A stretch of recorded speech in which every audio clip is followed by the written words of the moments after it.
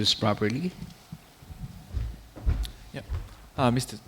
John Wong, his presentation title is Entering the Clouds. He's a managing principal SWA Group USA, and he's an international renowned landscape architect with considerable and other diverse design experience. He's currently a principal designer and a managing principal for the SWA Group's Societal office, and also serve in the capacity of chairman for the firm. Since joining the SWA Group in 1967, Mr. Wong has directed design for research and development campuses, commercial and office complexes, resorts and hotels, and civic, educational, residential, and medical projects.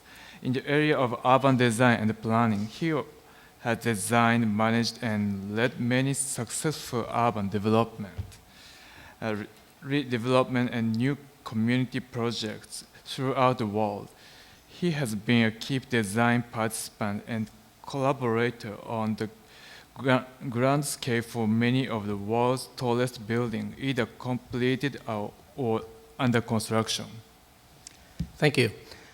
SWA Group is a firm that's based in Sausalito. That's where I'm from, San Francisco. And we have 6 offices and also an office in the United States and also an office in Shanghai. And our practice is a global practice. We have projects working in over 48 countries right now. And so this afternoon, I'd like to share with you some of the experience that I have.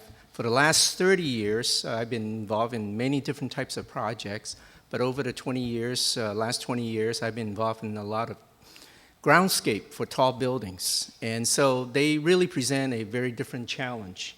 And I titled Humanity Entering a Cloud. So I'd like to just quickly just read this off so you can understand what I'm trying to get at.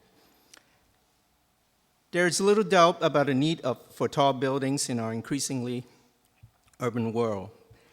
As our structure pierces clouds, we can't overlook that they also accommodate worker, guests, shoppers, tourists, and residents in numbers that rival the population of some cities. Whether building successfully balances height with human scale would directly impact the lasting first impression of the building users. Every person that visits a tall building will arrive and travel across the ground plane to the entrance. The design of these spaces has a functional requirement to be intuitive so that user can quickly and easily determine where they need to go. The entrance design thinking begins at the streets and considers how user will arrive. It takes into account that they may be meeting someone, that they may need a moment of privacy to prepare for a meeting or to take a phone call. This design is also important to orienting the building inhabitant to the surrounding as they leave. Skyscrapers are built more than just to serve the purpose of the people who use them. They also have a responsibility to the city and neighborhood that they reside within. The approach, setting, and entrance of these buildings is what knits them into urban fabric. The design intent of the tower needs to be thoughtfully communicated all the way to the edge of the sidewalk. So I'd like to quickly just share with you the key points that we designers need to consider to make skyline icons welcoming it at eye level. Now, we visualize our city through the skyline. Many times that when we see a skyline like this, we know this is in Manhattan, this is in Chicago, and this is the current skyline in Shanghai. However, we really, I think, visualize a city at the ground level. We look at elements of furniture, paving, landscaping, and the various architectural elements at the base of these buildings, whether it's tall building, short building. We visualize our city at the eye level. So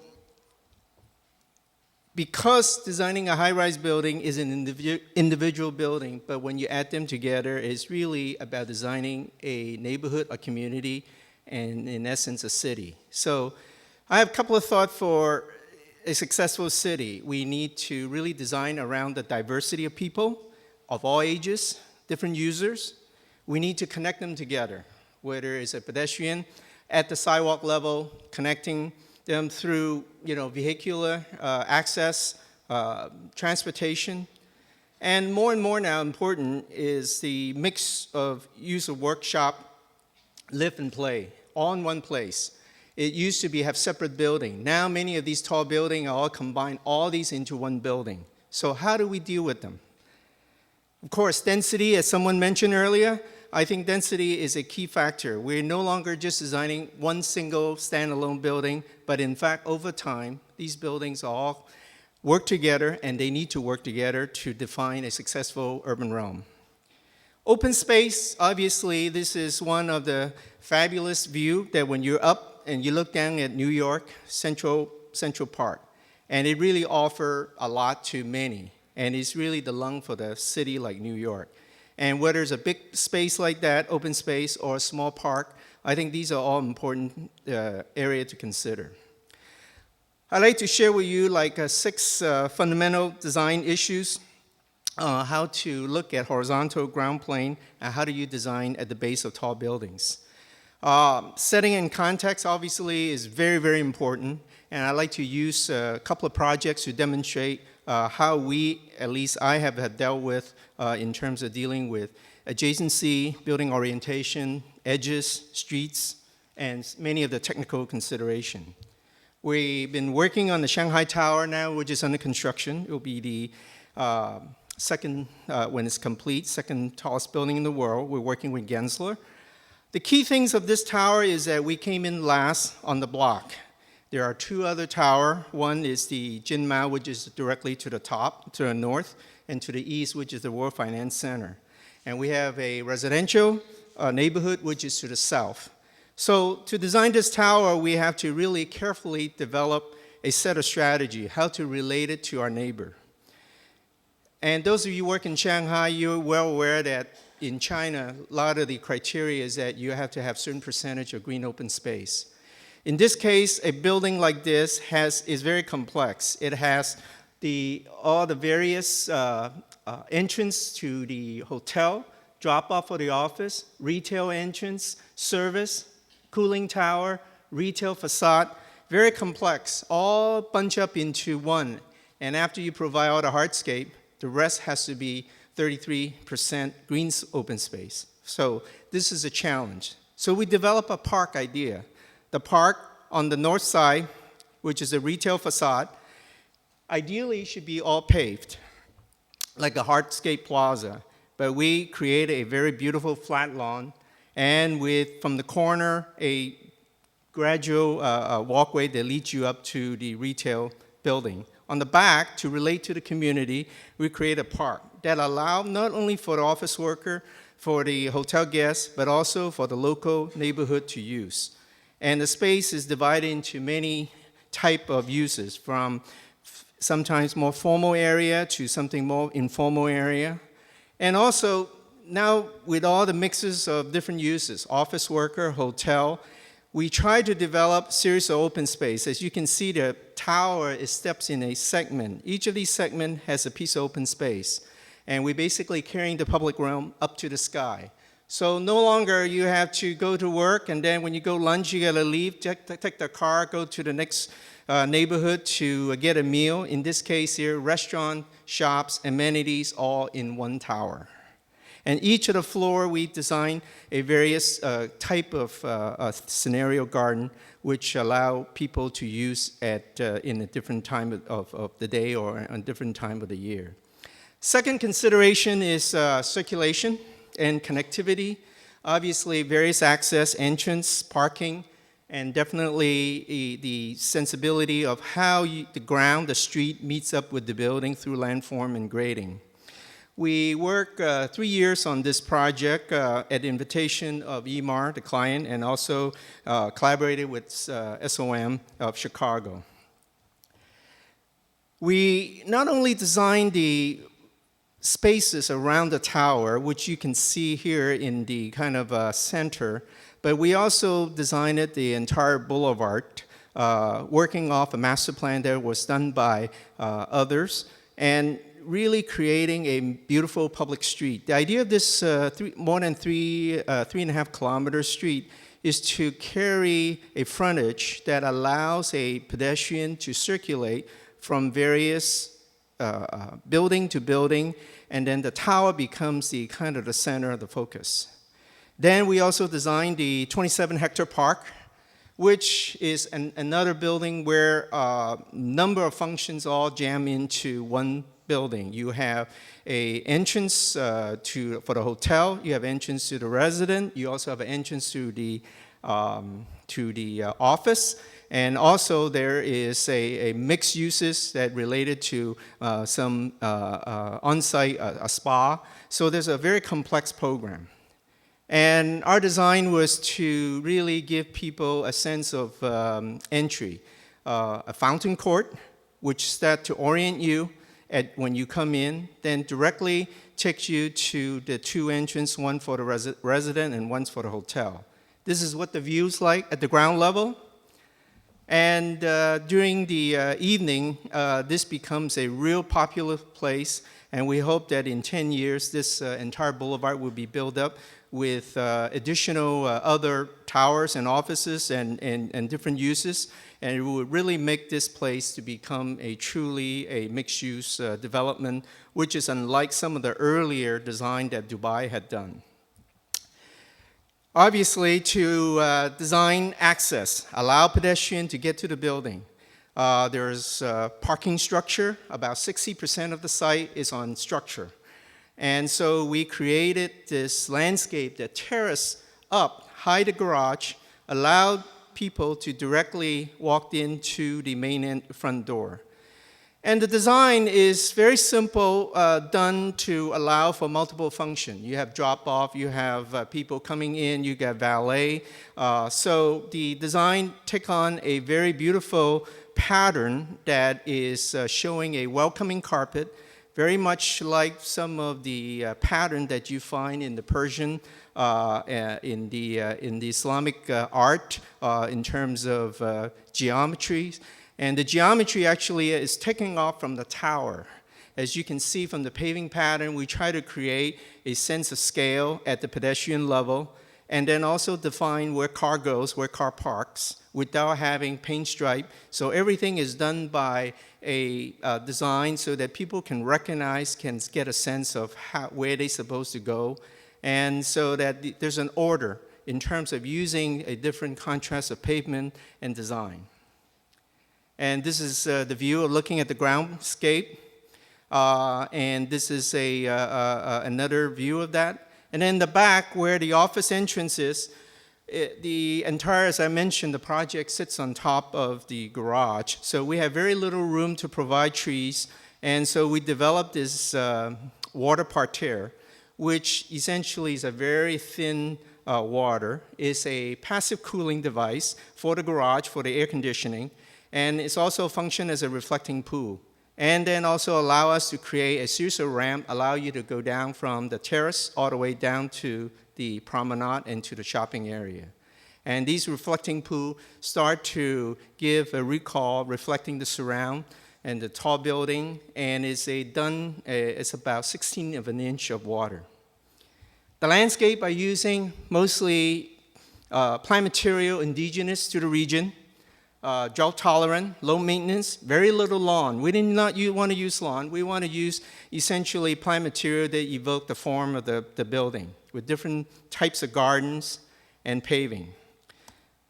So this project in many ways kind of use that as a way to highlight how we deal with like entrances and entries and so forth. Another important aspect is the physical design elements, such as a material, surface material, which Birch, I showed you, have done some of that. The expression of the space, where there's a plaza, a park, and special lighting. This is a Nanjing Greenland Financial Center that Adrian shown earlier today, this morning. We work with them also on this project with Skidmore, Ings & Merrill. And you can see there's two parts to it. One's a tower on the left-hand side, and then the right side is a retail, and with a slot that diagonally cut across. And the cutting across basically is there's a historic drum tower which has a view that directly connects to the old history, and then the park then steps down into our space. And this is the view from the air looking down at the park, as well as looking up at the tower.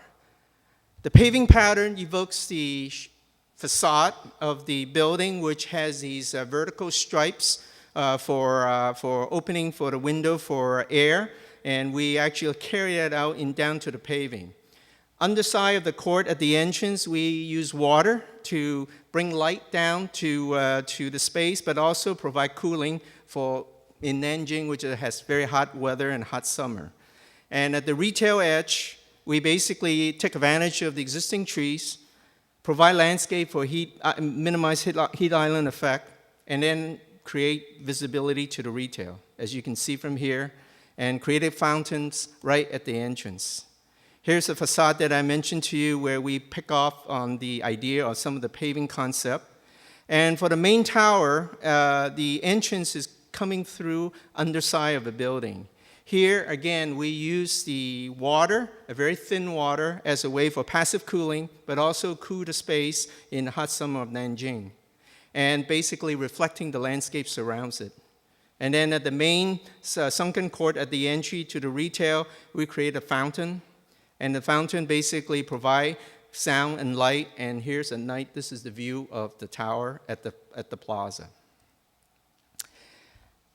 The next thing is about designing for human scale. We got to think about people's first. There should be a variety of scales, very vibrant street edge, and the importance of planting trees. I cannot emphasize enough. We did this project about 12 years ago. And at the time, this expansion for the KWTC, our plan was very simple, to create a streetscape that allows for the public gathering, allows for promenading, and really trying to interact with the scale of the building. In addition, the landscape, if you go across the street, there is a historic temple, and there's a lot of trees there. And that was the only area that has trees. So what we did was we pulled the trees all the way down to our project site. And this is what we have today. And the ground plane obviously will change in a couple of years, but the trees will always be there. This project, the entire landscape is on the roof with the retail down below.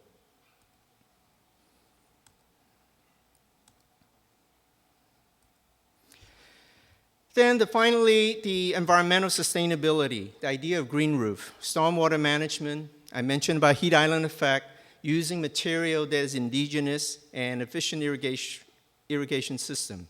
This is a project called Light On Headquarters in Taiwan. The tower is right here. The entire roof is it's a garden on top with the cafeteria in this location, plus a lobby and then a major conference room. And here's the view looking from the tower. All the water is recaptured and used for irrigation. And then all the insulation is handled by the roof section. And then here, as you can see, the view down to the court. We bring water down to the lower court so that the employee cafeteria, looking out to a beautiful landscape during the off hour and during the break time. Where some of the project now on board, this is also a project with Skid Moorings and Merrill, which is the North Bund. It's a shopping mixed use of hotel, office, and retail. And the key of this project is that every square meter of the space, other than the circulation for the shopping and so forth, designed it with the landscape. It's a green roof, so that it's really, again, talking about capturing stormwater. We basically layering the different type of tree material, layering with different ground plane to really create a painterly roof surface, so that it really totally integrated with the scale of the building. And then Nanchang Greenland Kaohsiung, which is another super tall, almost 300-meter building. 100% of the site is on structure. And again, in China, much of these spaces require at least 30% in terms of green space requirements. So we're creating a roof is included.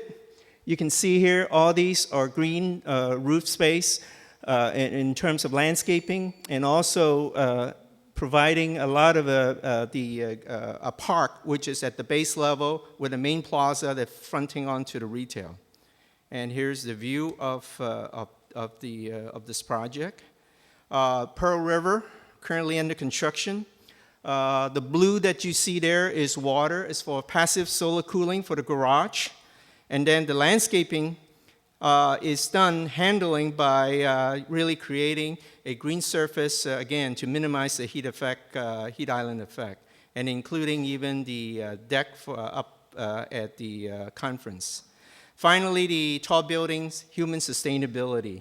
Defining a neighborhood, we need to integrate projects with community and create scale and diversity. This is a project called Marinaside Crescent in Vancouver. And not too many projects where we actually able to do multiple blocks. Typically, each architect would do one block, and hopefully they all speak to each other, creating a meaningful urban space. We're creating a series of axes which allow view from the back of the property onto the marina, creating a public promenade, bike, car, and pedestrian sidewalk with townhouse above for privacy, and also creating retail at the street edge with these access down to the riverfront, and some art, public art as well, and then also green roof for the green for the above, so that the building looking down to a landscape rather than to a roof surface. And so a project like this is where I think human sustainability comes about. And then finally, in Suzhou, we just won this competition. We try to put all these ideas into one practice. And creating, you don't even see the building except for this 2 square here, which is a tower, and then this gateway tower. This project is about access, about public open space, about entry to the plaza, and the totally roofed that connecting down to the water. And here's the streetscape environment, roofscape, parkscape. And this is hopefully will be more this type of project when we move on to the future. Thank you.